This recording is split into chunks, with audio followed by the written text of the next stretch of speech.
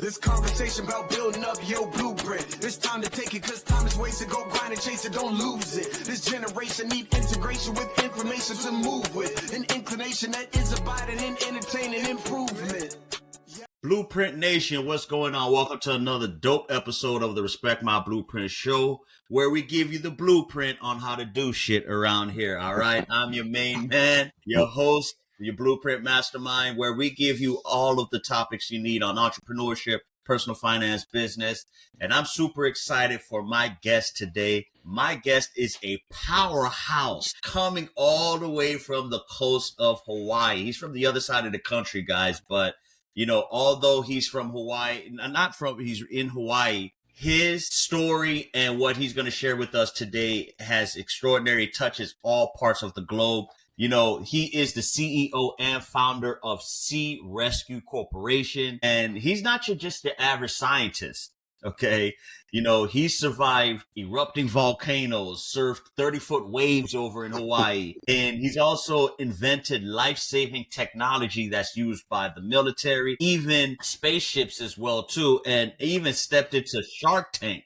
Okay, so, you know, he's a man that's walked on fire. He's got gear that's been manned on even SpaceX flights, and it also has been he's dived deeper into oceans than your thoughts go on a 3 a.m. dive. So with that being said, he's a real life MacGyver here, and I want to go welcome to the Blueprint seat, Dr. Rob Yonover. How you doing today? Good, man. Thank you. That was a killer intro. I appreciate that. You're welcome. You're welcome, man. Well, I'm super excited to have you here. I mean, you come with an impressive resume.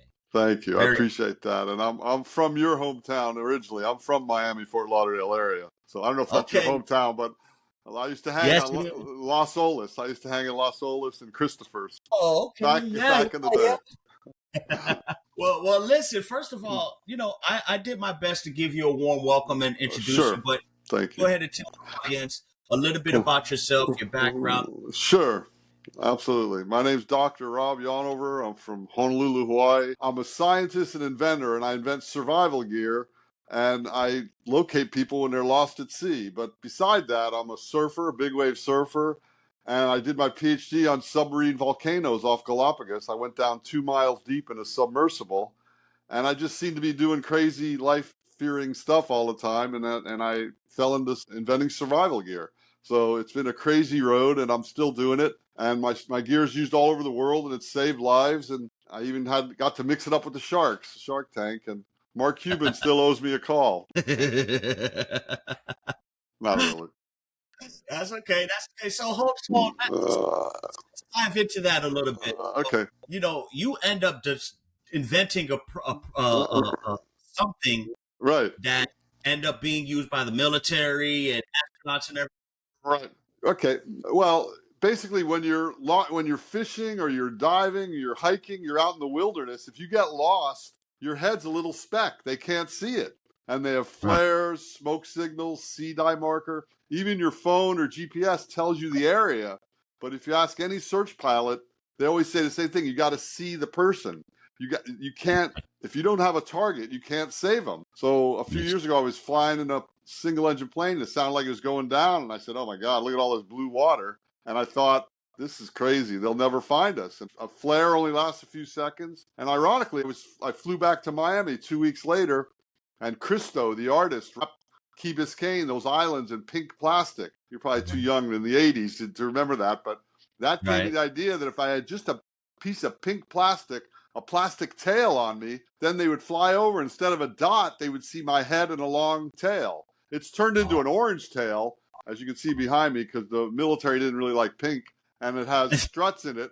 I patented these struts in it, so it's like a centipede. It won't twist up or curl up. So it stays outstretched, and it lasts forever. Instead of a few seconds like a flare, it lasts forever. And the military always also liked it because you could put it away. So if the enemy came around, you just put it away, then you could redeploy it. None of the other signals are redeployable. None of the other signals are continuous. So it's been a long, long road of educating people on this new technology, and it's used all over the world, and it's pretty exciting. And I even met a couple guys that's lives it's saved, and that was the best feeling of all. The guy thanked me. He goes, "Hey man, thanks for saving your life. Your technology I think they were in Afghanistan, the military, and they needed to get out of a mountain area quickly. And they went to Right. a clearing, unfurled the streamer, and the helicopter saw them and picked them up and got them out of there. So it's good for signaling too. You might not be just lost at sea. And Right.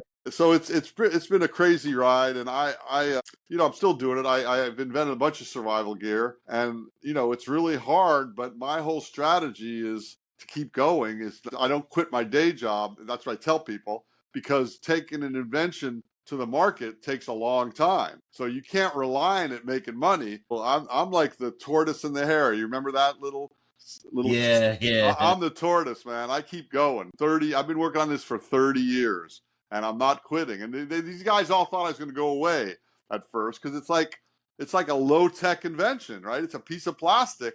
Really? Yeah. Yeah, but it's on like F-16s. It's on $300 million planes. Has a $100 piece of plastic. So even SpaceX, it's under the ass of the astronauts. So you have the most sophisticated technology in the world, but still, if you get lost, you're screwed. And not everyone, but a lot of people have adopted the sea rescue streamer to save their ass, so they can be seen and saved.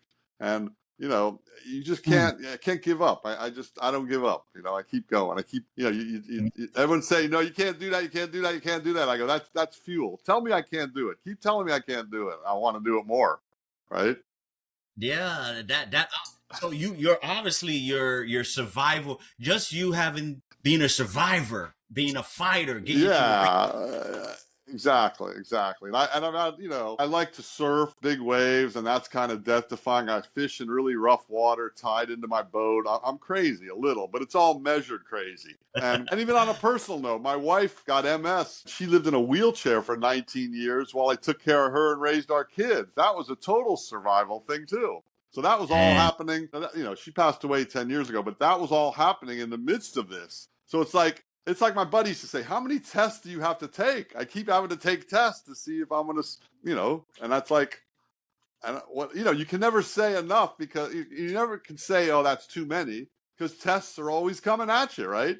What's the next Everyone has a little challenge every day, and mine, like everyone's, never stop. And you have to, I just kind of turn it around and go, okay, you're challenging me, how am I going to respond to this test? And I'm going to try. And fail. I mean, I fail all the time, but I keep getting up. I mean, that's part of business, right? You're not going to be able to hit a home run out of as soon as you on your first at bat, right? You have to keep going. And exactly. No, it's crazy. It's a crazy thing. But you know what? I'm not, like I'm saying, I'm not giving up. And my whole strategy has always been to work the media. My brother told me that all these editors are sitting around wondering what to talk about and what to write about. So I've been working the media forever. And, I consider myself a polite pain in the ass. So if I want something from you, I'll keep contacting you politely and a pain in the ass. It took me 3 years to get into Outside Magazine. I kept calling them back 3 years. Finally, they had a little opening and they wrote a story about the streamer. But the other thing that I've learned is to let people do their thing. Like if you let the writers or the editors do their thing, you don't micromanage people. So like Men's Journal wrote about the streamer, and I don't know if you remember Gilligan's Island, you heard of that, but they said that was their little tagline was Gilligan's Island would have been one episode if they had the streamer, because they were lost at sea, right? So so it was funny. So you got to let people run with stuff to a point, and then I've been doing that ever since. And I used to have a book about 1 page of all the press coverage I got on the streamer back in the East. And now that book, it's too fat. I can't even carry it around. And, luckily for the internet, I can post stuff up. But yeah, I mean, I've been in every magazine. I got it on Playboy. I got it in Playboy even. How about that? That's a good. My God, man. Talk about it. So what year did you end up inventing the streamer? 1985, I thought of it. What? Yeah, 84, I got to Hawaii to work on my PhD in volcanology, and that's when I was in that plane flight with my friend who rented a Cessna, and I thought we were going to crash, and that's when I said, oh my God, we're going to get lost at sea. That was 85, and I kept, the other thing for inventors and business people is to keep notes. So I had the original sketches from that 1985, and it was killer. CBS Innovation Nation, the Ford. Anyway, it's a TV show with, and they have this show on Saturday mornings, Innovation Nation. They came out to film a whole piece on it. It was great. It came out really good, and they couldn't believe I had that notebook. So they actually showed pictures from my notebook of my original chicken scratch. I'm not really a great drawer, but it was just chicken scratch in 1985 of the kernel of the idea of the streamer. And even back then, I called it C locator, SEE locator. And Right. so I got that. I got the play on words of C instead of C like ocean, SEA. But my brother, who's an advertising guy, came up with the /rescue, C rescue, streamer, Right. and the tagline, you have to be seen to be rescued. And that was great because, Yeah. he was Yeah. really sharp. And it's basically, the idea there is you sell the benefit of your product. You don't sell what it does, you sell the benefit to you. So if you buy this, you have to be seen to be rescued. Oh my God, this is going to rescue me and save my life. So that's why it's so valuable. Instead of saying, well, it's 25 feet, it's orange, selling the features, you sell the benefit of it. Into a value on it. Right. Exactly. And that was a huge lesson to me. Everyone thinks that what they thought of is so great and everyone wants to know. No one wants to know. Everyone's so busy, they're scrolling to death. It's so hard to get in there. You've got to be in there with a compelling benefit lesson, like some value proposition. This is a value to me because I go out boating or hiking or kayaking, fishing. And the other thing I've targeted lately is the women. I think women are smarter than men in terms of being more careful and safety conscious. Guys want to buy more beer to go out fishing. A woman's much more likely to say, here, take this so you don't get lost at sea. And one of our other taglines was, if you don't want them to come back, don't buy it for them. If for your loved ones. Yeah, that was a good one. So even now, I see on our Amazon sales, a lot of women are buying this. And not that women aren't going to sea or going into volcanoes or hiking. They're doing that too. Their makeup, they're a lot more right. And I think it's a gift item in a lot of cases. But anyway, it's been a wild run, and it's still going. That's the other thing. Yeah, I'm pretty sure there was plenty of times. Are you talking about 84, 85? I was 4 years old when he invented this thing. I mean, throughout these almost 30, 40 plus years of you doing this, right? Times you've wanted to give up, I'm pretty sure, right? Absolutely. My late wife used to say, stop playing with that piece of plastic and get a real job. That was one of them.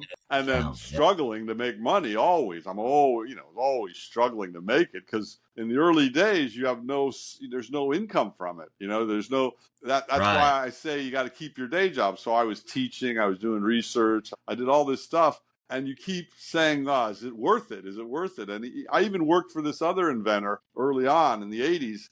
And he had this invention and it started having trouble. I said, hey, let's do the streamer. And he goes, I don't even like that idea. I'm like, okay. So, there were so many times that I wanted to quit. And then the military, they originally kind of they laughed me out. They're like, get out of here with that piece of plastic. And the other thing is when you come in initially, I'm a little guy, a young guy back then, and I don't have any money. So my presentation, my display, my suit that I'm wearing, all that is very pretty much. I try my best. Early days, I have a suit and tie, and I'd wear a suit and tie, and I'd shave, and I'd do all that. But it's hard to be taken seriously, and I'm kind of out there. I live in Hawaii, which is a negative. They think I'm just screwing off surfing, and right. So there's all these obstacles, and I kept. The reason I didn't quit is because I knew deep down this was the answer. I'm a very analytical person.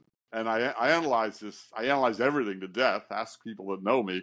And I have all my inventions. This one early on kept coming back. I'm like, I know this is the right idea. I know it's going to save lives. It may or may not make a lot of money, but I know it's going to save lives to the person who uses it. Because if you read about survival stories, the guys that live through being lost, they always say the same basic thing, which is, why did you fly over me 3 times? Why didn't you see me? And it's a very simple, like I said initially, your head is as big as a coconut or a rock. So it's hard. Even if you're waving your hands, they can't see you. Next time you're in a plane, look down in the ocean or land and see if you can see something. That is true. Yeah. You see, the plane's hundreds of thousands of feet in the air. How can they see? Exactly. And in nature, there's not many orange lines, right? In the ocean, there's no orange fish that look like a line. And in the mountains, there's no orange line. So you're giving an artificial presentation of something. Something's wrong. Something's not right. There it is. And,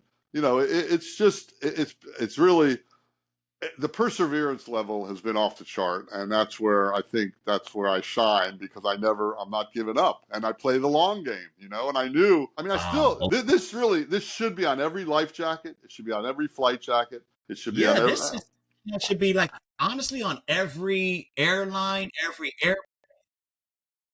It's a total no brainer, and it may happen, but I'll probably be dead when that happens. But I'm getting, I'm hitting. I have good customers all around the world, but it's not been mandated, and that's when I went on Shark Tank. I tried to get them to start thinking that way. This is so obvious. With your sharks' influence, help, and money, we can get it on the airwaves and the military waves to people say, yeah, this is obvious. We need to put these in every life raft or flight jacket or life jacket.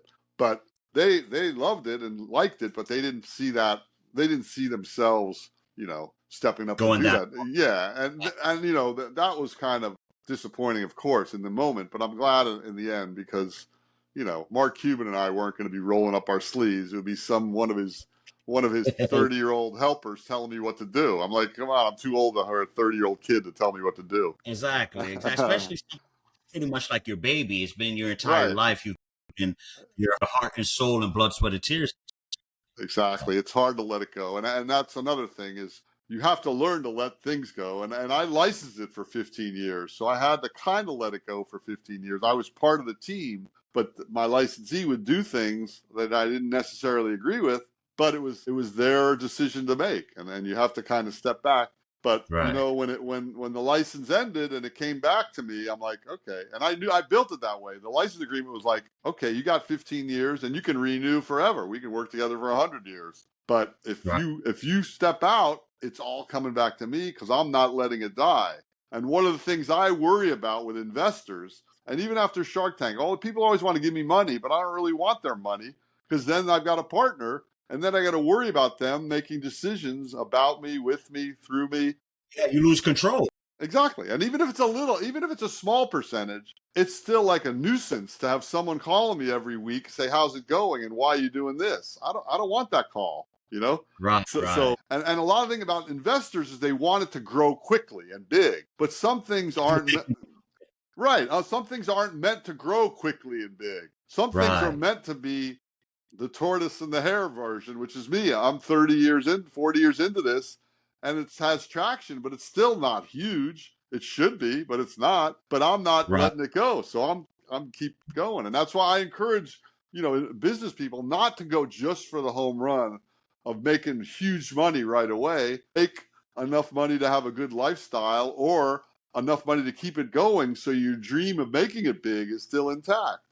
I still dream of it getting mandated and having a parade when it saves all these people's lives, and that may or may not happen, but it's a good goal, right? You still, and the other thing is to keep over the overhead. I mean, you've already made astronomical milestones, right? I mean, think about it. Aries, SpaceX, right. You've hit with this thing. So it's just a matter of, like you mentioned, where it's mandated on like almost every airline, every flight, and every military. And the great thing about this is something that can be used on pretty much any terrain or environment, whether it's the ocean, mountains, snow, it doesn't matter. Exactly. Anywhere, right? Yeah, absolutely. It's so broad. And it comes, the $100 small version comes in a little holster. It's as big as your cell phone. And it's a nice gift. Like I said earlier, it's for people you love, that you want them to come back. If you don't want them to come back, don't buy it for them. But if it's a nice, it's just, I've tried everything and I've heard everything. And I love meeting new people who have new ideas, and I like hearing them. But it's the kind of thing where you take it in. You keep taking data in. I'm a scientist. I want data. I want to work with the data and come up with results. And I keep working this. And it's also nice to be older and have a business, right? I mean, I don't want to be, I want to do stuff and be relevant to myself and to the public and to customers. So it's nice because it's sustaining me that way too. So it's, This is one of those things, like you hit something very, very profound there, because your goal is not to build another business and seek the quick riches. This is more of a legacy play. Exactly. Right? Well, yeah. And, you can hand down for generations, and it ends up becoming something that's being a multi-generational type of business type of thing, right? Exactly. And the other thing is, yes, absolutely. I didn't think so at first. I thought maybe I could build it up quickly and make a lot of money, but then I realized this is not going to make a lot of money, but it might perpetuate itself for 30, 40 years, which it has, but it could go another 100 Right. years. There's no reason it can't.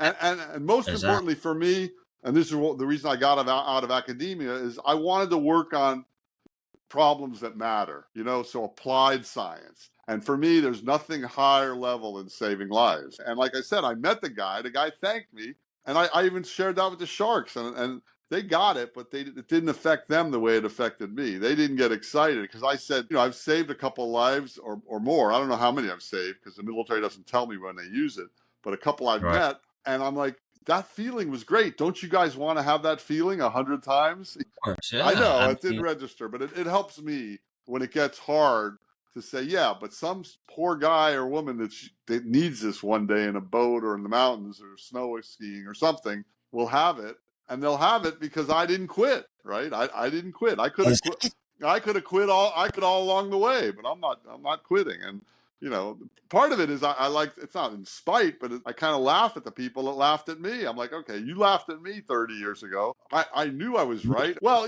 it's people don't like to change. And I went into a whole industry that was established. Flares and smoke signals and sea-dye marker. That's been around for 100 years. You watch old war movies, they always have that stuff. So Right. all of a sudden I come in here with a piece of plastic, it's a sophisticated piece of plastic, but it's still a piece of plastic. And Right. people weren't that receptive, especially from a young. And it's crazy. You would think because things such as like a flare and all of these other survival kits, Right. these are low tech. These are low tech ideas, but they Right. all have major setbacks. Yours have pretty much answers these setbacks, and you're still facing obstacles. That's crazy. Exactly. It is crazy. But you know what? You meet the wise person that's willing to look at it and not be prejudiced against it and give it a fair shot. And we used to do the demos in the water, in the life raft.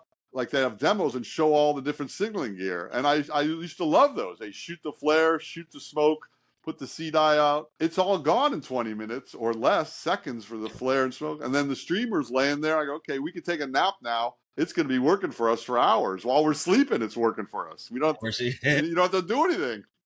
It's too simple. Maybe it's too simple, Maybe it's too simple, right? That's crazy. Yeah. Let me ask you, how was your feeling when you caught that first big break, whether it was Shark Tank or getting on a magazine? That was unbelievable. That was the best feeling because I knew then that at least someone took it seriously. And actually, the other funny thing is I used to go, in the olden days, remember a fax machine? You heard of those, right? Yeah.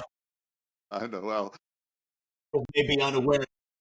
Right. That's why. So out here in Hawaii at 11 o'clock at night, the phone calls were cheaper. So I'd wait till 11:01, and I had a whole list of fax numbers from media people all over the country and world. And I had a one-page fax, and I would send it one at a time for all you people that do mass mailings of whatever. I punched in 100 numbers till like 2 a.m. and it's like a fishing expedition. So I put 100 lines in the water, and you know what the first bite was? The Miami Herald. Are you?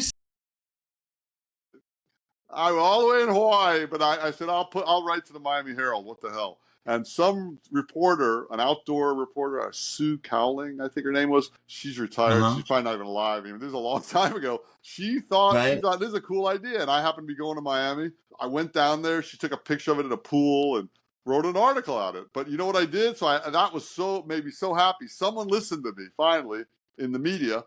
I took that one article. I stayed up till 11:01. I sent the Miami Herald 100 times to the same people saying, "Hey man, look what they're doing. They're writing about it. Why aren't you?" I've been doing, like I said.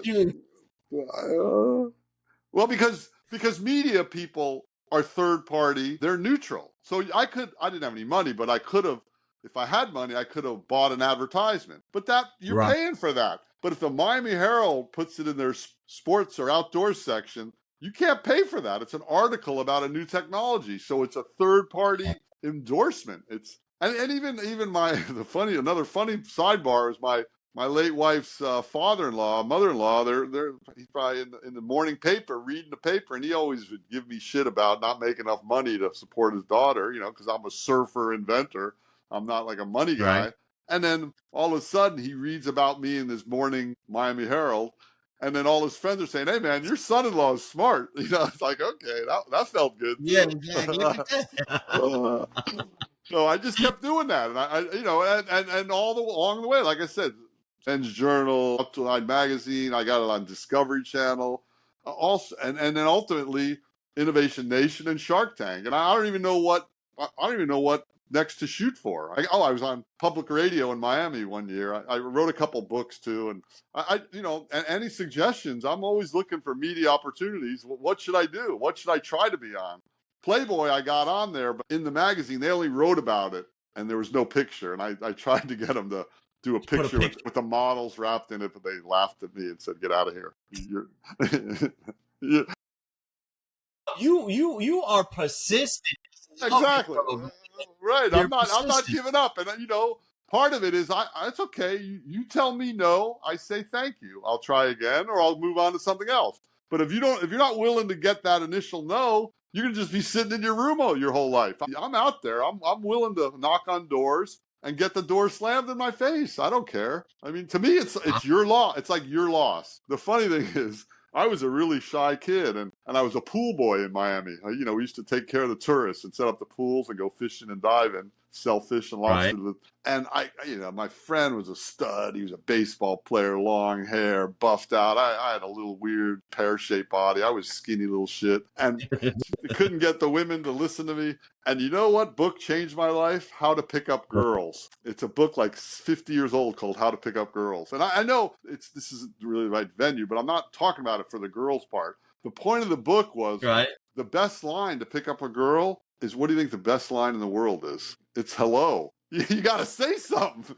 Oh, of course. You gotta say it. So forget that part of life. I use it in business. It's like, if you don't say hello, if you don't say, "Hey, look at this technology," you'll never know. But by saying hello, you risk getting shot down. Hey, man, shut up. Stop talking to me. Or what? Who are you? Or ignore me. Whatever. I'm used to that. Or same thing with the technology. "Hello, General. This is something interesting." And I used to go to trade shows before I had the money to have a booth. I would just get all dressed up, and I'd have a streamer in my pocket, and I would just go like searching missions to find important people. I had to learn how to read name tags like upside down, and I even had to follow guys into the urinal to get a chance to talk to them while they're taking a piss. I would do anything to talk to people. Not that bad, but the point is, Right. you got to get, and then it's all about the elevator pitch. You know about that, right? And you only have a couple seconds. So I learned how to say something compelling quickly and get them to say, "Oh, that's interesting," and tell me more. That's what you want to hear, right? Same with even How to Pick Up Girls. If you say hello, they're either going to shut you down or tell me more. So it's the same thing. So, and I came up with this great trade show line that I use till this day. Then years later, with the licensee, we had a booth. And have you ever been to a trade show? You have a booth, people are walking by, and people say hello or "How are you? Can I help you?" Those are all the wrong things to say, because people hear that, I don't want, "Hi, I'm good. See you later," or "I don't need help. Thank you." No one needs help. These 4 words, "Have you seen this?" That's it. So if you're at a booth, you say, "Have you seen this?" Yes. Well, you haven't seen the new lighted one for fighter pilots. Or if they say no, you show them this. Either way, you're in. It starts a dialogue. You're always going to lead them. Right, because you got to engage, right? It's just like the elevator pitch. It's a little mini version. The elevator pitch is based on you get in an elevator with someone you've been dying to talk to, and you've got from the lobby till the 4th floor to get this guy to be interested in talking to you or take your business card. So that's why you have to extract your pitch down to such tight things. And that's why even in Shark Tank, when I got on Shark Tank, at that point I'm in my 50s, I know how to do this. I know how to pitch guys, and I know this better than anyone. So I'm basically going to elevator pitch these guys, just show them, tell me more, tell me more, tell me more. That's what you want to keep hearing. So I got a lot of experience in doing that, and a lot of it was getting shot down by women. No, that's not true. But Well, let me ask you a question. Yeah, actually. So, do you consider yourself more of a scientist or a survivor? Well, I tell people I'm a scientist inventor because I mean, survivor is a weird word because that implies you survive something. And I've survived a lot of heavy shit, but nothing as heavy as like being in war and getting shot but scientist inventor means that I have a PhD in geochemistry. I work on submarine and volcanoes in Galapagos. I went down to the submersible. So to get a PhD in science, that gives you an added title. You know, I have a doctor title, which helps working with the military because they're all about titles: general, admiral, Right. lieutenant. So a doctor. So I get respect from being a scientist first and foremost, and then I'm an inventor. So I can be a wacky inventor, but I have a science background. That's why I don't say I'm an inventor first. I'm a scientist first. But as far as a survivor, I'd say more I'm into to inventing survival gear. And part of it is from experience. So I can talk big wave surfing, rough water fishing, active volcanoes, going down in submersibles. I've done some heavy shit. And I'm like, if you're on the edge of dying, it gives me a lot of time to think about, oh, what could go wrong? And this is what I always do. And I used to tie myself to the boat and fish out 25 miles. You can't even see the island anymore. And I used to sell my fish to the restaurants. But while you're out there, waves are breaking over the boat, but I'm tied in. So I know I can't get separated from the boat, which is the good news, because when you're trolling with lures only, you never turn the motors off. So, but while you're out there, it gives you 5-8 hours of fishing time to think about stuff. So my best inventions are always out when I'm thinking in heavy situations or even just moderate situations. But when I'm in nature, that's when I think of the good stuff because, you know, there's nothing around to distract me. There's just focus. And, you know, they say the number one survival tool in the whole world is your brain. Mhm. So if you ever have any situation in business, real survival, take a second or two and think about what's happening before you do anything. Think, you know, and that's where because I'm so analytical just by nature, and it drives people I know crazy, just keep analyzing things. Analyze. And to me, I try to keep it to myself because people don't want to hear me go through my iterations of analyzing things to death. So it's. And how many inventions you've invented so far? I've got like 6 or 8 survival inventions. I've got 6 or 8 U.S. patents and about 20 overall if you count foreign patents. But I have the sea rescue streamer. I have a pocket flotation device. I have an inflatable rescue board, survival board. I have a video search and rescue to spot things using camera systems. And then I have my best one of all, which hasn't hit the market yet, is the pocket desalinator to convert salt water to fresh water. It doesn't make enough water yet. That's a huge one. And if I'm going to another military conference in November, and a guy there that works with plastics, he's an expert in that world. I'm trying to team with him because I can't physically make what my mind wants to make. I know what needs to be made, but I don't have the expertise to do it. And he does. It's basically, you know, Gore-Tex, the raincoat material. Gore-Tex is expanded Teflon. So it's like plastic that has tiny holes in it. So the holes are so small that if rain hits, it bounces off. The rain can't go through. That's why it's a great raincoat. But the holes are small, but the air goes through it. That's why it breathes. So you don't sweat. That's why it makes the best raincoat. I took that in reverse and I put a couple black bags together, little Ziploc bags. The inner black bag has a window of this Gore-Tex. So when you put it in the sun with salt water in it, the salt water evaporates and only the pure water vapor can go through the holes. The salt crystals are too fat. They get stuck in there. But it doesn't make a lot of water. I know in my mind how to make it more efficient. And the military, I got military funding for it, but when we tested it, they took it to the Philippines and it was a cloudy day, so it made even less water. It needs the sunshine. Right. See, if you're in Fort Lauderdale on today.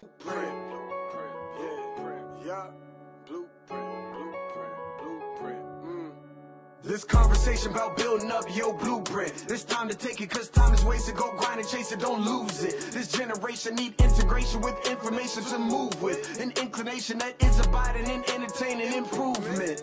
Yep, let's Paul with Blueprint. His guests are exclusive. Get on and tune in and then learn some new tips about credit, finance, best investment, a nice chance to get rich and buy land. Flip it, quick 9 bands. Learn all the skills from Wes, he did it. Learn how to build successful business. Run up a mill and get the digits. Run up a mill.